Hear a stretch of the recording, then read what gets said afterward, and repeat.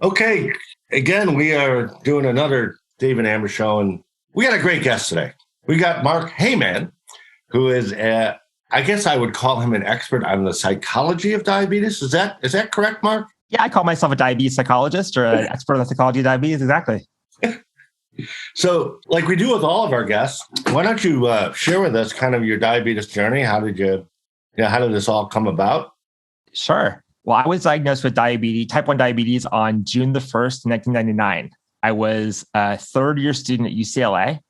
And I was, your Bruins lost the other day. I'm very sorry about that. We're not talking about that right now. Going into that, I know we're not talking about that. but I as a lifelong Bruin, that's par for the course. So them losing, I mean, that's okay. I'm a lifelong Fighting Illini, and you didn't even make it that far. So, So anyway, I was in my third year at UCLA, and I just busy and feeling just stressed out. And I wish I could remember how long I was sick. I really don't know. I remember at least for a couple of weeks, getting up in the middle of the night, going to the bathroom, feeling tired, all that stuff. But what was really on my mind at the time was I had an internship lined up in Paris. I'd been studying French for 7 or 8 years by then, and I was about to leave to go to Paris. And I thought to myself, I cannot be sick right now. I cannot be sick right now because if I'm sick, I can't go to France. So finally, it came to a point where I was walking to class and I just couldn't get there. I had no energy. So I made a detour to the student health center and let them know what was going on. And I remember a doctor came in to see me and he asked me what was going on. And I told him,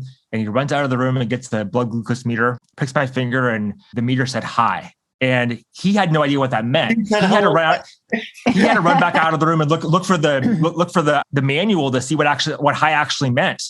And when he found out it was 600 plus, wow, he pushed me into a chair and they called an ambulance. And so an ambulance came to the student health center. Actually, that's not true. The ambulance came to the parking lot across from the student health center. And I was put on a gurney and wheeled across the entire quad at UCLA in front of everyone I knew and didn't know, and taken to UCLA Medical Center, where I was diagnosed with type 1 diabetes. Didn't stay in the hospital, was released that night, and was told to go see a very nice endocrinologist the next day named Ann Peters. Oh my God, you were treated by Ann. Oh, that's amazing. Okay, go ahead. I was. Well, what else is amazing? Hold on, is that we're talking like how so many people are misdiagnosed or they don't really catch it. You're in a student health situation, and that doctor was, I'm going to say, smart enough to realize, hey, shit has hit the fan with this, and we've got to take action immediately. So good on that doctor, really. For sure. So I went home. And the next morning went to see Ann Peters. I spent about 3 hours with her. She gave me a crash course in diabetes. And at the end of our appointment, she says, do you have any questions? And I timidly said, well, yeah, I do have one question. I have a trip planned to France in about 2.5 weeks. I guess that means my trip is off. And she looked at me like I was a little bit crazy. And she's like, why? I was like, you mean I can go? And she's like, absolutely. So 18 days after my diagnosis, I got on a plane and flew to France and spent the summer in Paris, emailed with Dr. Peters all summer long, letting her know my blood sugars, and she made adjustments to my NPH and my regular insulin. So let's go back just a quick step. So you were on multiple daily injection therapy when you started. But that was probably just 2 shots a day, right? No, I was taking 2 shots of NPH, I believe. And then I was taking regular, like a sliding scale of regular. So I was taking injections with every meal. Okay. Are you still on an MDI or are you? I'm not. I use a pump now. Okay. And which pump are you on now? I use Tandem Control IQ. Okay. So go ahead. I'm sorry. I didn't mean to interrupt. Just wanted to... Yeah. So I spent the summer in France, and looking back on it, I had a great time. I had no clue about what I was doing. I remember a couple of things. I remember going low one time, and this is back before the euro, where it was francs, and I had no idea how to count francs to figure out how to actually buy a soda from the machine. I remember like sweating and trying to buy a soda from the machine and not knowing even what I was doing. But that being said, I survived. And whenever I meet a new patient who has diabetes, and all my patients have diabetes, one of the first things I ask them is, tell me about your diagnosis. Because what I find from my own experience and from theirs is that your diagnosis tells a lot about how you're going to handle diabetes emotionally moving forward. Were you given a message that you can, or that diabetes is not going to stop you? Or were you given a message that diabetes is going to get in your way and going to cause you all kinds of problems? And those messages really impact people. And I don't know where I would be right now if Dr. Peters said, you know what, you can't go to France. You need to stay home this summer and, take care of your health. I hope I'd be in the same place, but I don't know. But getting off on that right foot and knowing, having the message sent to me that diabetes will not get in your way and you can go to France 18 days after your diagnosis was powerful. And I think it's really led me to where I am today in helping people to navigate those challenges and to get those messages reframed in a positive way. Now, if you could, and I'm not trying to pigeonhole you, but just for our listeners, if you could categorize the three biggest issues you run into and how they're dealt with, maybe that would help a lot. Yeah. So I'm going to answer that in a couple of different ways.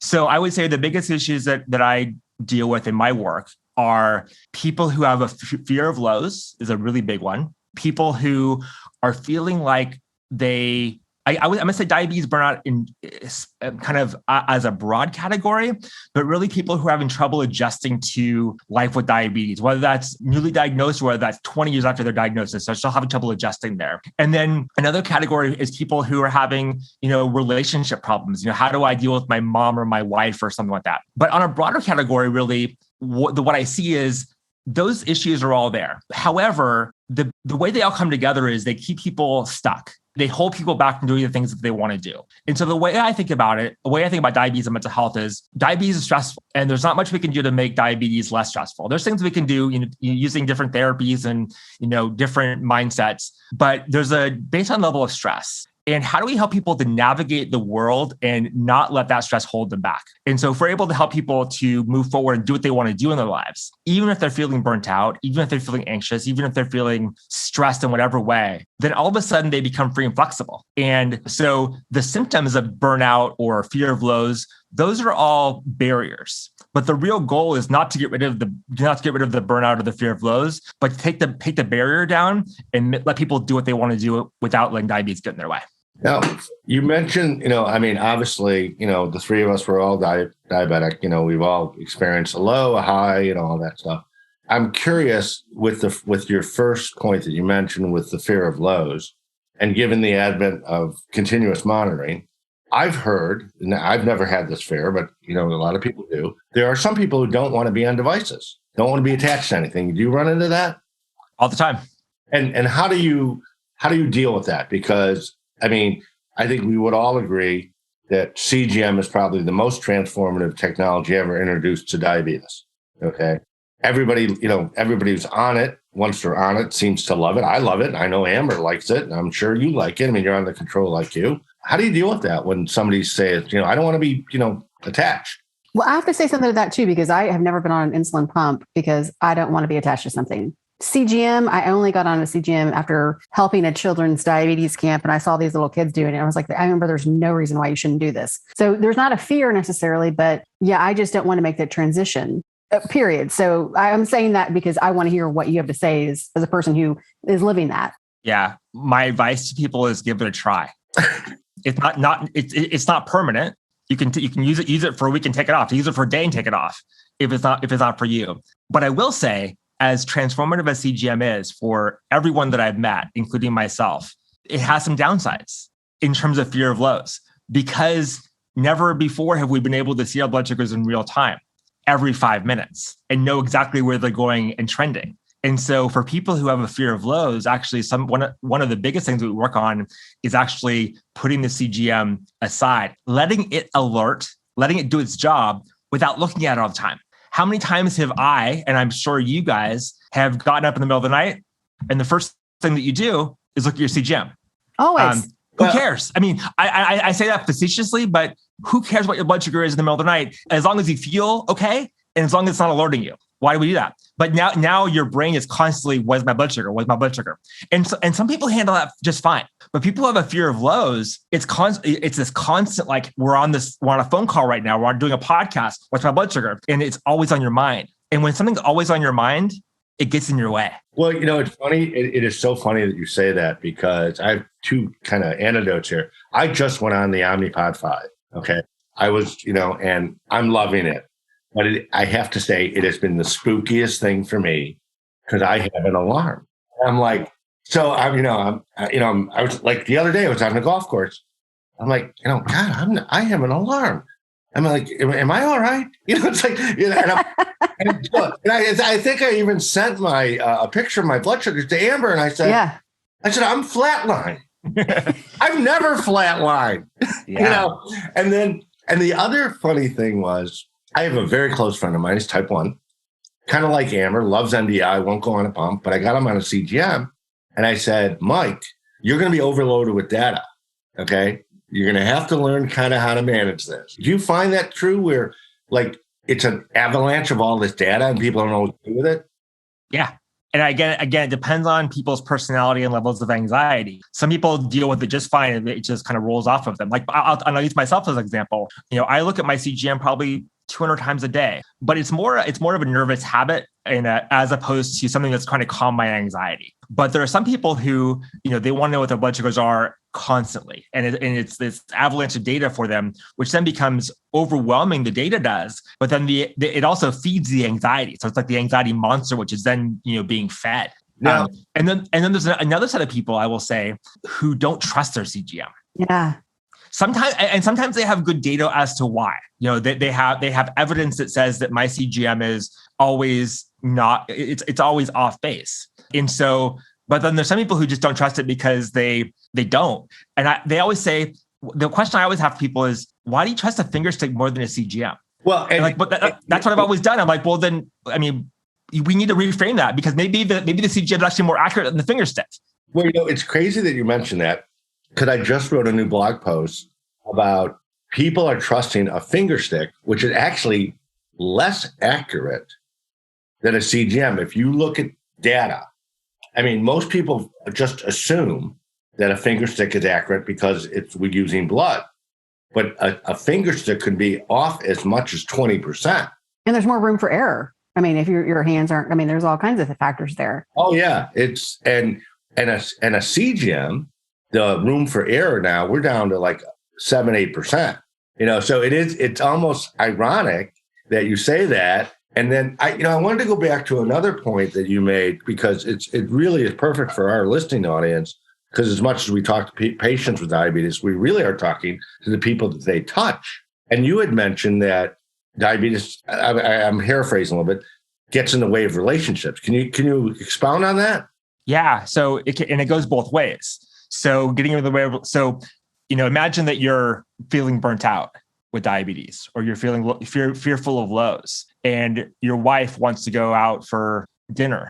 And you say, no, I don't want to go out for that pasta because it's going to be too much of a burden for me. And so we're going to stay home tonight. And then it becomes a cycle, and people get really, spouses and partners and friends get annoyed because you're not willing to go out and be social. You're not willing to go out and live your life because you feel that diabetes is somehow a barrier there. On the flip side, there's some people with diabetes who live their lives, but the people around them are always hovering and worried about them. Whether that's a parent, whether that's a spouse, whether that's a friend who doesn't know anything about diabetes but thinks they do, there's a variety of ways. And that can cause this tension in relationships where people don't know. One thing I'll say is that my in-laws don't know much about diabetes. However, they read my book, and it's actually been really impressive talking to them about the book, because now they have a whole new insight into what life with diabetes is like, and why my alarm goes off when they're at their house, and what it means when I say I can't play a game with you guys right now because my blood sugar is low. That insight for them has actually been transformative, I think, in seeing that I'm not making this stuff up. I'm not trying to avoid them, but that I really want to be a part of the family on a regular basis. But there's sometimes when I can't be. I want to avoid my in-laws, but now, given that set of circumstances, do you give people kind of like exercises they can do to help get over these kind of things? Are there certain things these people should be doing so they don't have these kind of anxiety moments? Around what? Well, with a relationship. Okay.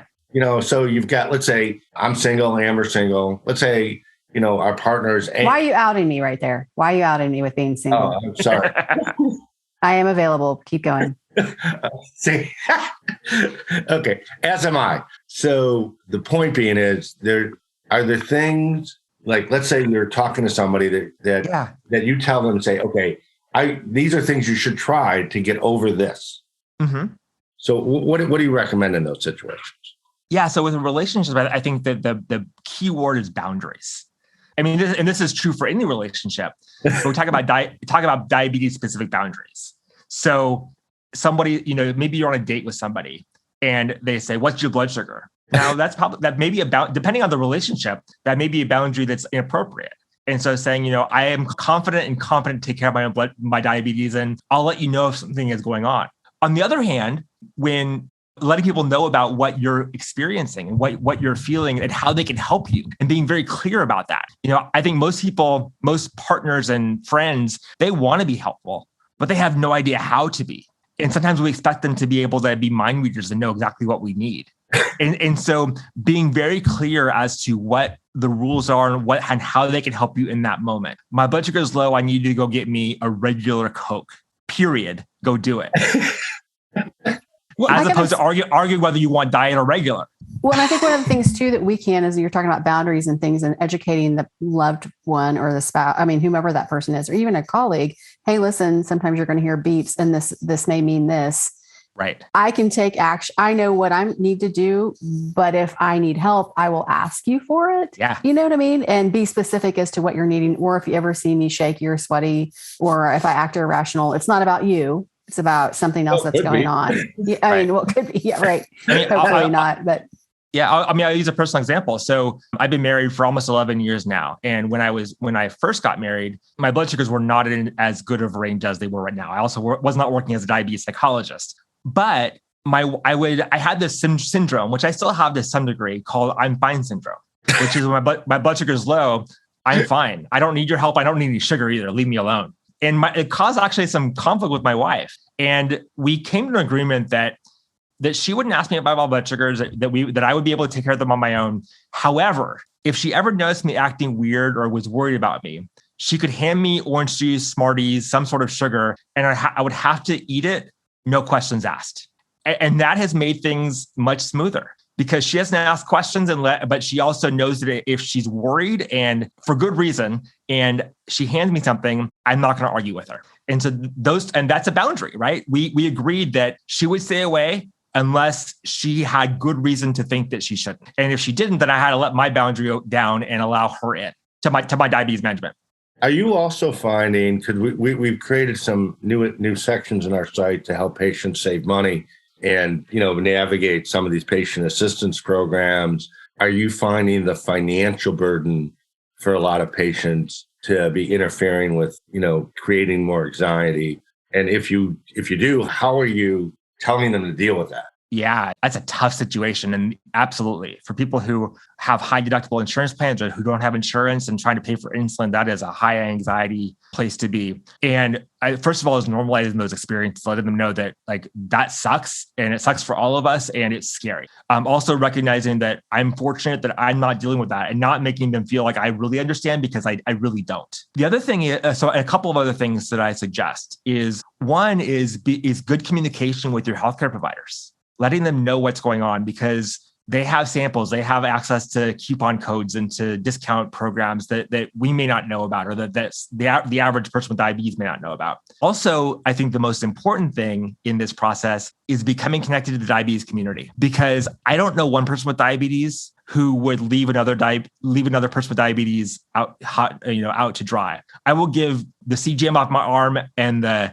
insulin out of my fridge to anybody who asks, because I know how scary it can be to be, on your last syringe worth of insulin. And that's not somewhere where any of us want people to be. And the diabetes community is the most giving community I've ever met. So that's not a solution, but it's a way to develop cocoon around yourself to become anti-fragile with diabetes. And that's something that we need to teach people with diabetes. And it amazes me how many patients I see where I'm the first person with diabetes they've ever talked to. Wow. And so one of the first things I do to every patient is ask them, are you willing to connect with other people? Whether that's on Instagram or Facebook, whether that's going to a meetup, whether that's just, having a community, not your best friend, it could be, but it doesn't have to be, but just someone that you can reach out to, or a Facebook group you can reach out to say, hey, I need some help. Anyone out there? And I know you'll get that. I know you'll get a response saying, sure, what can we do for you? And that is the best way to deal with that anxiety. We have bigger systemic issues to deal with, no doubt about it. But on a person by person basis, that's the advice that I give. I love that. Well, and I want to talk more about, we want to touch more on your book and what people can expect, because I know it'll be out about the same time that the podcast comes out. So tell us a little bit about the title and. This is your chance at a free commercial. Go for it. Yeah. So my book is called Diabetes Sucks and You Can Handle It.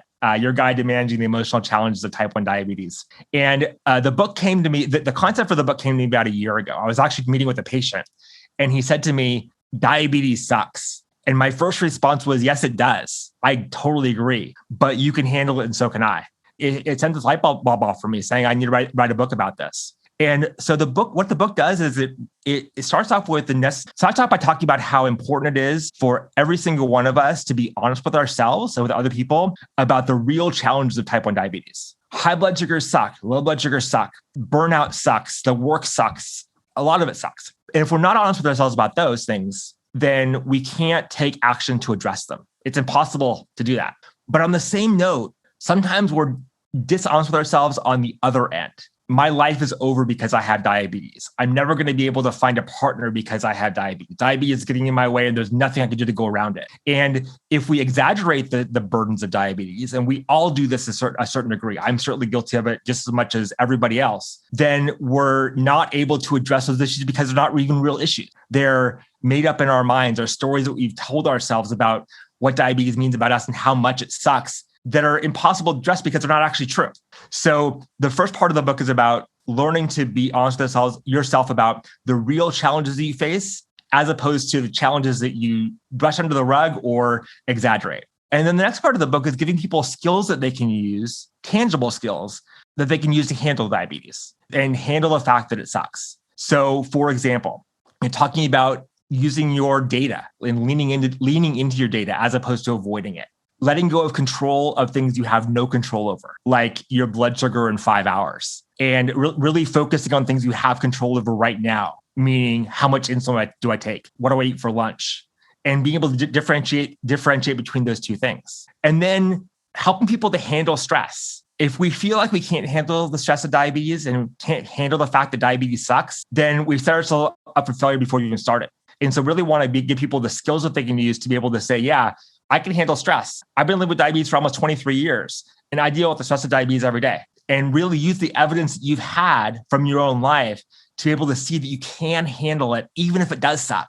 And to accept the fact that it sucks, but accept the fact that you're able to do what you want to do, or you can do what you want to do, even if it sucks. Because if we hold ourselves hostage to the fact that it sucks and say, I can't do anything until it doesn't suck anymore, well, all of a sudden now you're held hostage to that belief. But if you're able to see that it sucks, and say, I'm going to lead with action and do what I want to do, even though it's stressful and it does suck, then all of a sudden you've changed your mindset and become much more free and flexible. Now, do you find that, is there a difference between, let's say, a type 1 and a type 2 and what they deal with? Absolutely. Now, I will say that I only see people with type 1 diabetes, but I certainly have experience with folks with type 2. And with type 1, people know that they have an emotional burden. It's very apparent to them. Whether they're actually able to articulate it or not, they know that they have this constant stress on them that they have to focus on. And that weighs them down many times. For folks with type 2 diabetes, they may feel stressed, but they don't necessarily always or very often articulate that and address that to diabetes. They're not able to see that the constant worry about diabetes is on their minds. Many times because the way that type 2 diabetes is treated, a pill a day and then forget about it. Maybe you should be thinking about your diet and exercise, but really it's a pill a day and forget about it. Or maybe an injection a day and then nothing until tomorrow. And until type 2 diabetes progresses to a point where you're taking multiple daily injections, or you need an insulin pump, or you're using a CGM, it's really out of sight, out of mind for many people. And so that's a great way to avoid the emotional burden, but also to avoid managing diabetes, which then increases the emotional burden later on because you have health issues that come from that. sometimes. I want to throw something out too, because I participated in a mental health week-long retreat about 4 years ago. And I didn't realize the reason for being there was being diagnosed with type 1 diabetes at such a young age. So there was this incredible amount of trauma and things like that I had never addressed. Even though I'd been in therapy and I'd done all these things, I never knew diabetes was my demon, for lack of a better term. With that being said, pieces of advice or things that are coming from this book, and I have a whole list of things. So when I have those moments of I'm angry with the situation, I go through my affirmations and I go through this list to remind myself that diabetes is not me. This is just a part of me. And so do you address that in your book? And can you give any tips on when somebody's in that mindset, or whether it's burnout or whatnot, how you can bring them back down to a calm place?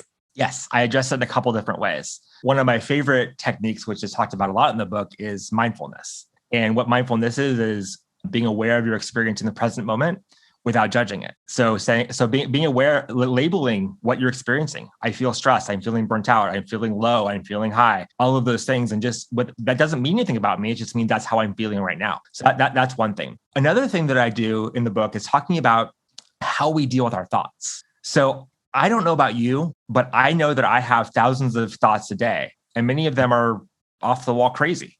And we all do. It's part of it. Thank you for admitting that. I feel the same way. It's the way the human mind is wired. But one of my favorite stories that I use in the book is, imagine that you walk into Target today, and there's a sign on the wall, on the door at Target saying, we have a new policy in the store today. If you touch it, you have to buy it. I mean, that would be absurd. And if that were the case for me, I would be the proud owner of a lot of really ugly women's clothes, because I'm a tactile person. So I'll walk through Target and I'll just touch everything that I see. Now, of course, that's a silly policy that Target would have. And none of us could ever imagine shopping at Target like that. But we have the same policy for our thoughts. If I think it, I have to buy it. If I think diabetes sucks, it must be true. If I think that diabetes is my demon, it must be true. But what would happen if you change the way that you related to the thought? You can't get rid of it. It's going to be there. And no matter how much you try to control it, it's still going to come back. But instead of buying it, instead of saying, okay, I'm going to buy this and I'm going to make it part of me, you just notice it. It's like you go to Target and you want to buy a new toaster. And so you pick up 5 toasters and pick out the one based on your budget and your needs. Do the same thing with your thoughts. Notice that it's there. Don't try to get rid of it, but just decide which one you want to buy and let the other ones go. Now, tell everybody, before I forget, because I want to make sure we can plug this as much as we possibly can. Where do they buy the book? How do they get it? And I assume you have published other books, or is this the first one? This is number 1. Oh, well, congratulations. So yeah. Let's make this a bestseller. How do our listeners get it? Yeah, so the best way to get it is on Amazon. Okay. You go to Amazon.com and put in diabetes sex and you can handle it, or you can put in Mark Heyman. You can also buy it on my website, which will link to Amazon, by the way, at thediabetespsychologist.com. Okay, because we'll have all this information on the website, so all our listeners will have it. But we want you to plug this away, and we think it's a great idea. If in a way of kind of doing a wrap here, tell us what's next for you. Are you going to, you published one book, you obviously have a successful practice. I mean, you think you'll do another book? What's next? I haven't had my first baby yet. David, how could I talk about my second one? No, get some rest.